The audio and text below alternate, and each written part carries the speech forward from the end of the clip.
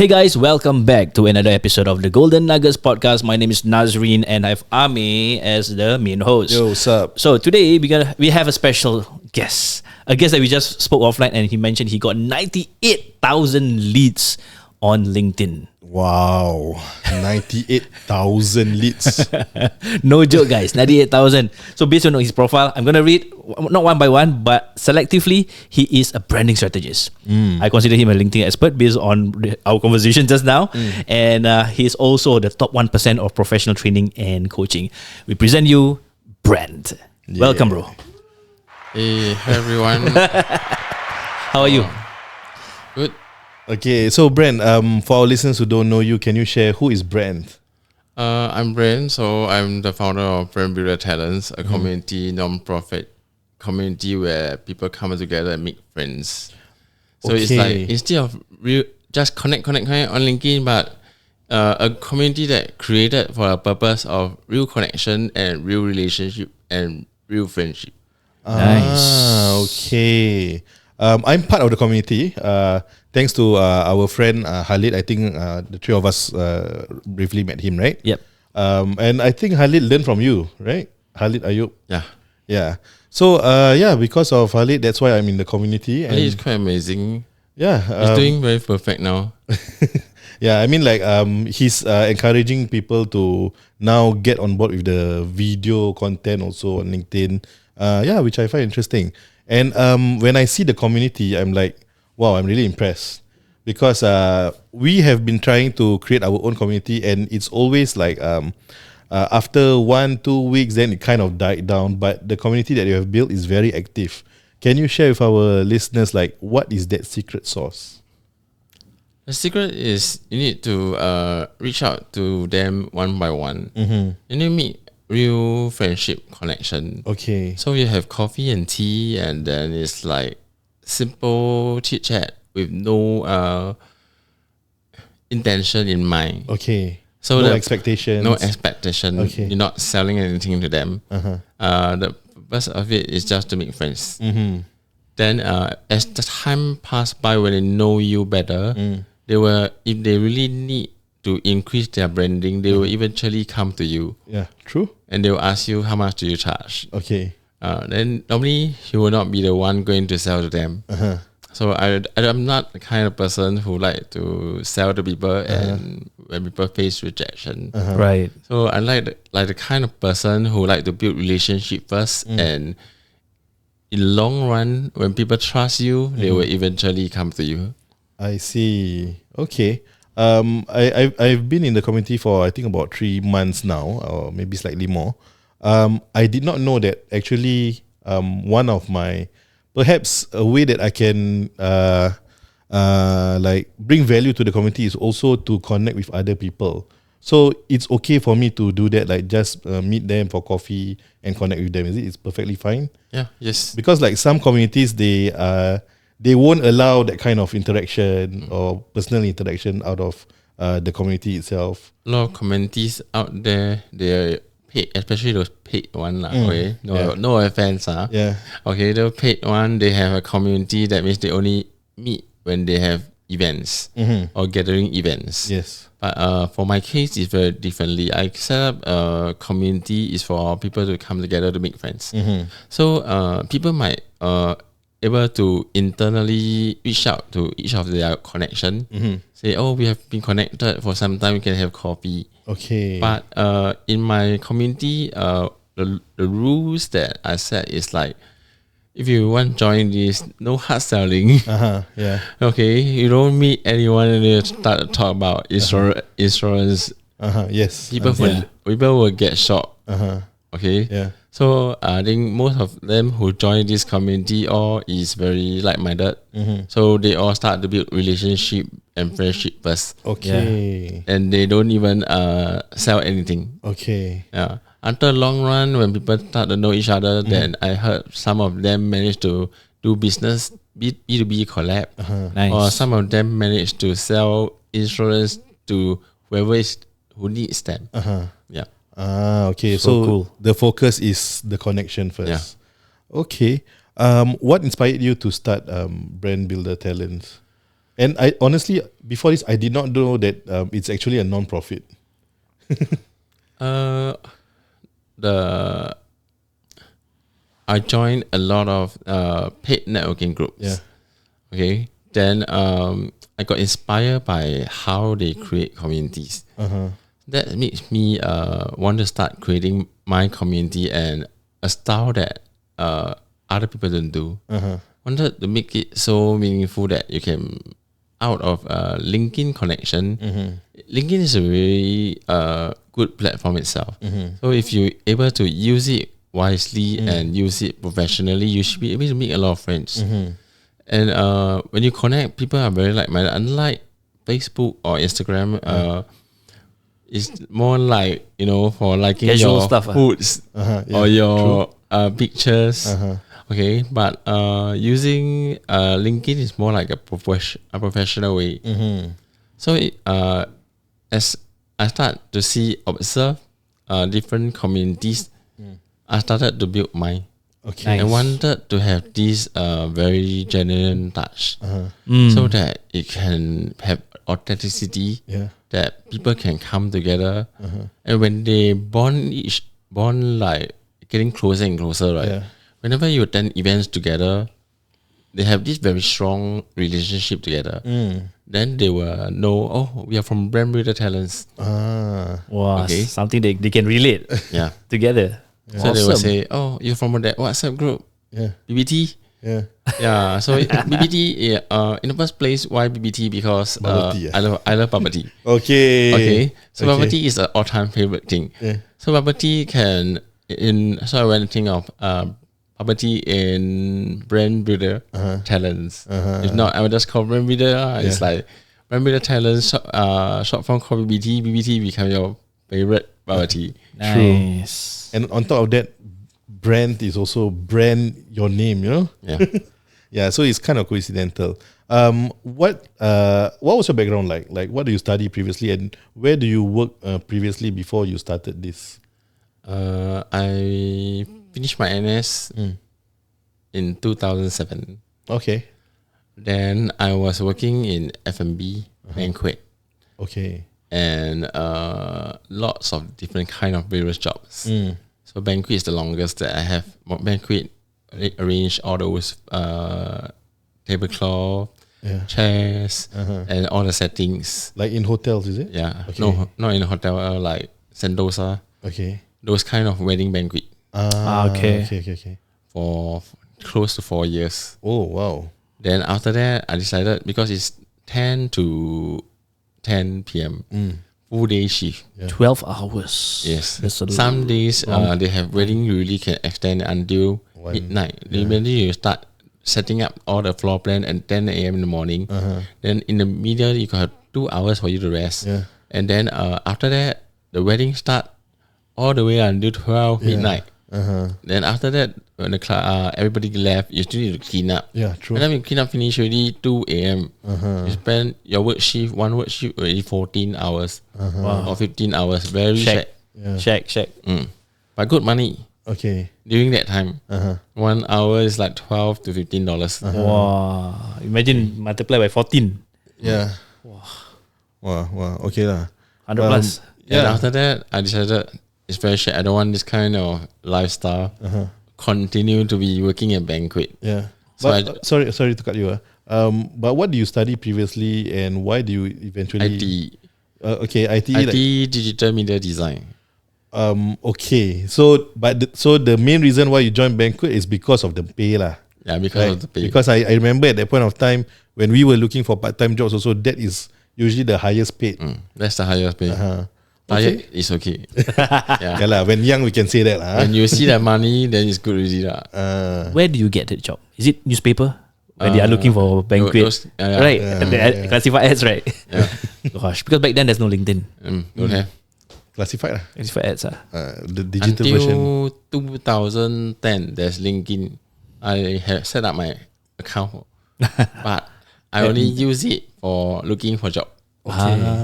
Okay. Oh, so LinkedIn has been around since 2010. Yep. Okay, I think I joined maybe 2014. I think when I about to finish my nursing. Then all the while is only set up basic. Put in a normal photo, your job everything.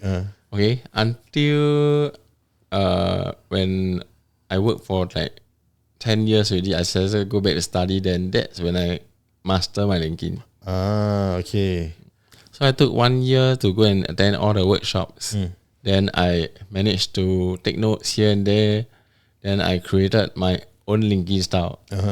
Then I came up with an idea on what people call to create a better content. To see how to use content to attract your audience. Okay. Nice. The 10 years that you were working, you mentioned, what were you working as? Like after the banquet stint? After the banquet, I was working in StarHub. Okay. So you know the counter, when people press the number already, then they will come to you and they will tell you, Yes. oh, my internet got a problem, my phone line spoiled, so you will handle all this. Then you will handle the services all on the counter. Okay. For 1.5 years. okay. So after 1.5 years, I was promoted. So I need to do back end. Then I need to go door to door sales. Okay. I got promoted, so I need to do door to door sales. At that time was just nice. The cable TV need to become obsolete already. So you're supposed to go down to all those client house and tell them, Andy, next month if you don't change to fiber TV, no more TV to watch. This is before the smart TV days, right? Yeah. Okay. So you need to go down to all the housing and explain the layout, how to do all the fiber optic points.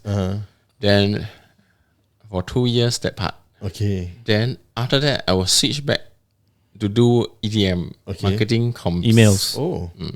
I got promoted again for the third round. Wow. So but prior to that, you don't have any marketing. Don't have. I only got one diploma. IT cert. Wow. How do you land that? And that's why you become Marcoms. So I managed to work in Marcoms that they teach me how to, because they find that I have talent to draw. Okay. To draw. Okay. So I love drawing that time. Then they say, you can catch up some EDM for me for some events. Okay. Then you Under have StarHub still. Yeah. Okay. So if you have experiences on banquet, why don't you draw event floor plan? Okay. So after some time, it makes me that my manager told me, Brent, I think you have the talent in marketing. You should go and study. Okay. You are 29 years old. So that makes me to go back to study. So when I took my first diploma, I take my IT cert. None of the local polytechnics want to accept. They tell me, this IT cert already more than 5 years. Okay. Cannot use already. Oh, irrelevant already, huh? I went to Shartech. Okay. And then Shartech said, yeah, it's accepted. Okay. Then we're very lucky. It's a hospitality school. So not bad lah. At the age of 30 years old, I managed to step your diploma and get GPA 3.3. Oh, wow. Nice. Awesome. Then I got sponsored by, during that time, just nice COVID. Oh, okay. 2019. Okay. Then I got sponsored a higher diploma in hotel management. Okay. And I got 3 A's. Who sponsor? Skill Future. Oh, okay. Oh, I didn't know got such thing. Then I got 3 A's for that. Then I decided, why not I go and take my degree? Yeah. So I went to apply SIT, NTU. So I managed to get SIT and SIM. But based on the coursework, I think I do some research. Then I found out that University of Sterling is considered the top ranking marketing schools in US. So I decided to take Sterling. Okay. So degree in marketing. Yeah. I see. Awesome. Then during my uni days in the year 2, I found my school has some LinkedIn courses. Okay. So I started to go and take them. Start to attend. So it's by different kind of trainers. Yeah. So Local trainers? Okay. local trainers. One of them is very famous one Okay. called Ritner, Okay. and the other one is Liner. Both LinkedIn top notes lah. Okay, so I managed to attend maybe 6 to 7 of their workshops. Oh wow. Cool. Then I sort of master some skills, and then I take notes. A lot of hard work lah. Then after that, I managed to draft out my own style. I see. Then I find that it's not enough. So I went to see outside. So like Juliana Chan or Sam Neill, all these top ranking top voice. Yeah. So they have their own LinkedIn masterclass. Okay. That is paid. So as a student, I wanted to go into this level, so I decided to pay for them. Yeah. To go and attend this masterclass. Yeah. Then as time passed by, I think things getting better. So as you start to craft out your own content, your own style writing, you attract your audience. Then that's when leads actually come. People say, "Oh, your writing style is very nice. I want you teach me how to write." Okay. When you learn from this masterclass, right? How much were they charging?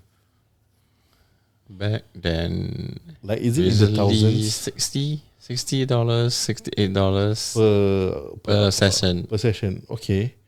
I mean, honestly speaking, I find that it should be of a higher value, as in higher price, Yeah, because it's actually a valuable skill. I find that more Eventbrite. So it's super of awesome. I even attend those National Library one. Okay. Okay, they also train very basic on how to build LinkedIn. Okay. Yeah. Then I asked, so one of the trainer told me, "Your LinkedIn is very good. Why do you still want to come for my class?" I say, I need to learn from different kind of LinkedIn trainer has different style. So when you learn how they write, eventually you will be able to create your own. Okay. Right. It's like, you getting your own, creating your own persona that people know, right? Yeah. So, wow. Okay. So, carry on. yeah, now with ChatGPT, like, how do you maintain your own persona? Because a lot of people are using ChatGPT or AI to actually craft their posts, right? Like, how do you maintain your own persona and at the same time use AI for that? I sketch out my own content. Okay, like 50 to 100 words. So it has personal touch in it. Okay. And then from there, put into Gen AI tool that you want to use. Yeah. Like ChatGPT can be one of them. If for people users, like I share to my mentees, if you don't want to spend any money, ChatGPT is not bad. You can use. There's no wrong using ChatGPT. Yeah. Okay. Then secondly, another AI tool is called EasyGen that many people heard of that. Yeah. Which you need to invest lah, like which is quite A bit maybe more. $60 USD a month. Yeah. Just to write better content.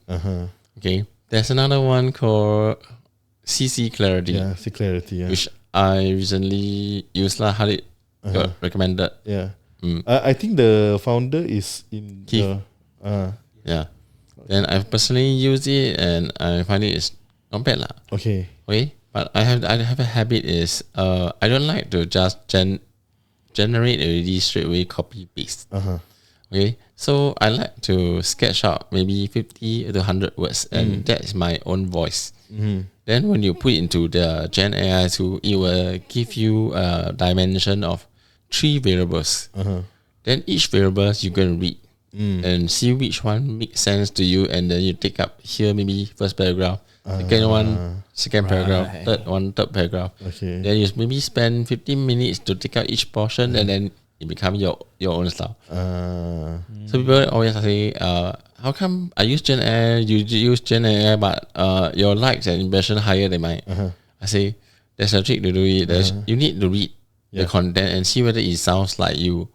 If it don't sound like you just copy and paste because you want to save time. Yeah. You want to make it like 5 minutes, done already, then what's your purpose of this doing?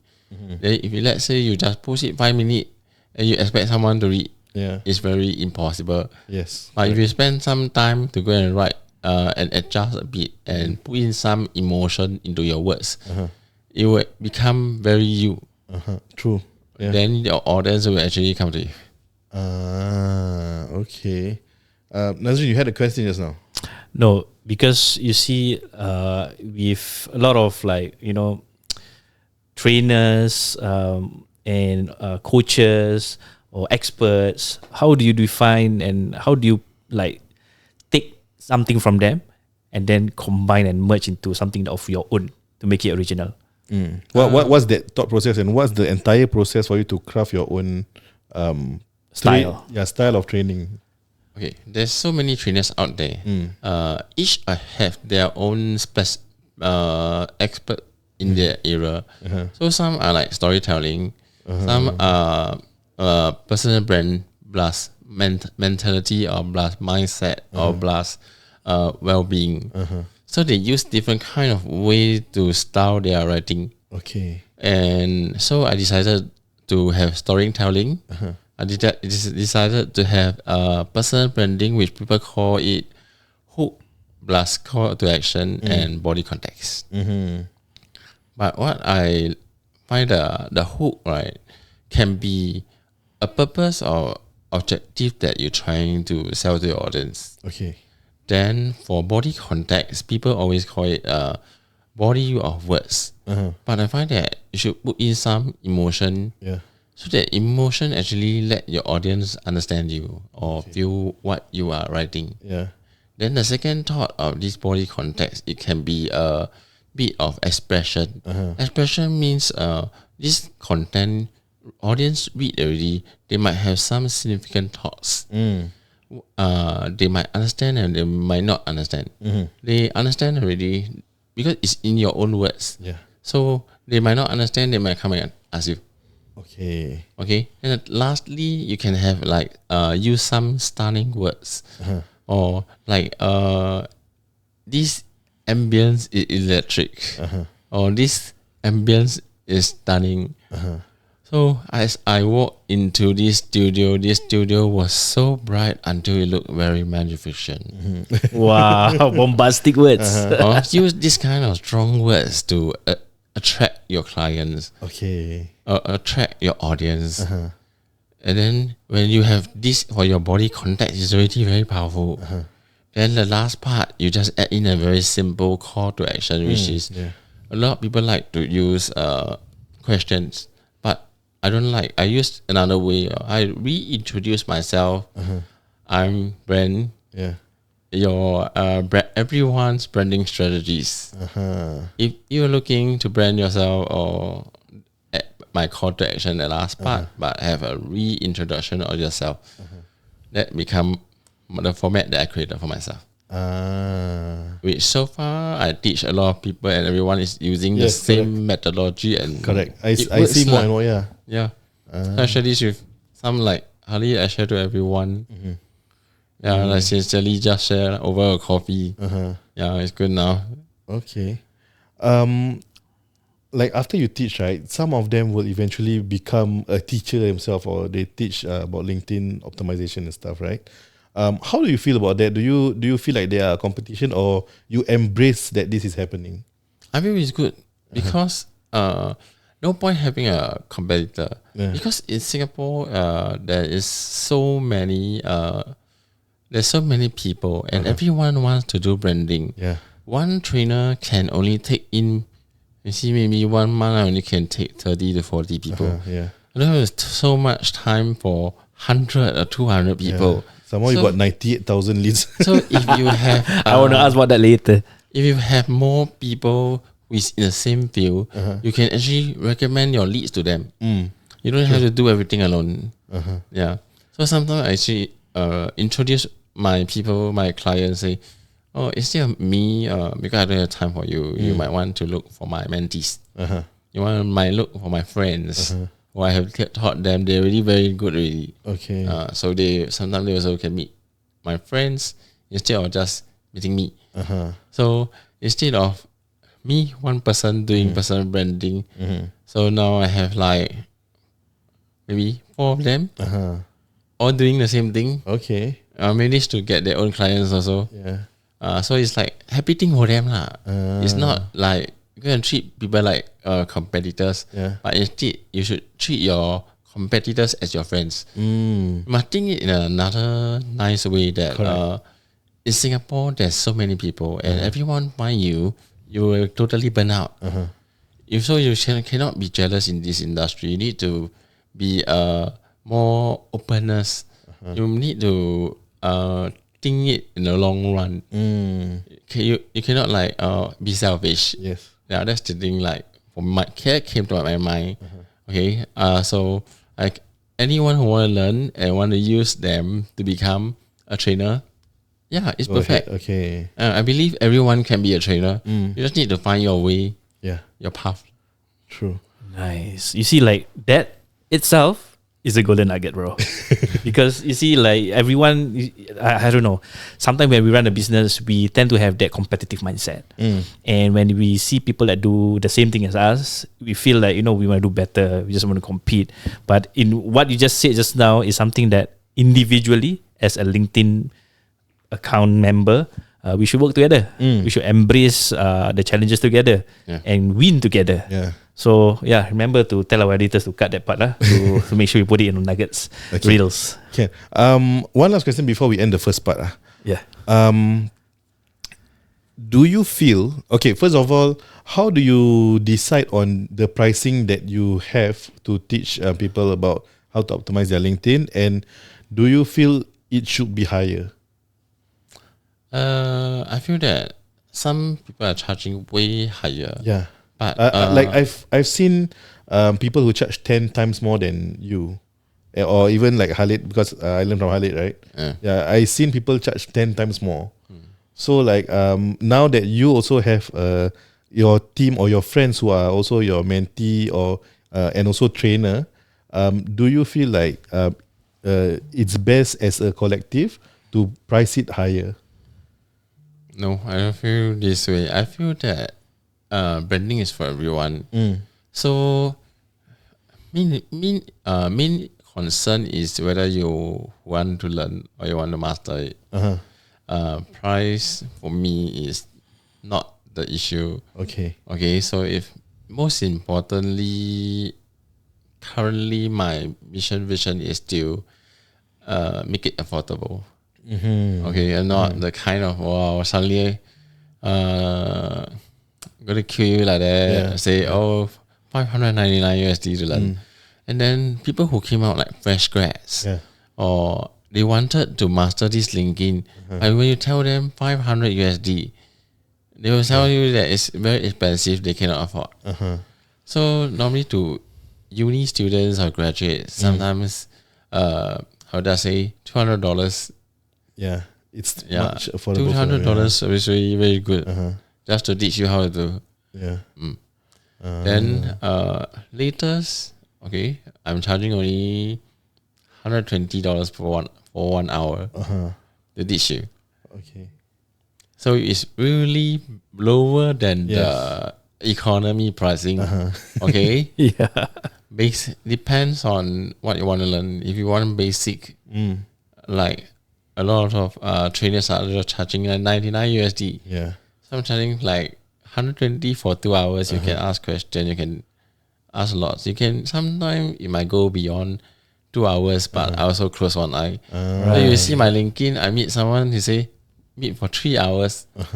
Okay. So also one, because main important is he or she must be able to capture the intention of the learning. If not, you after I learn from you already, then I go back, I don't know how to do.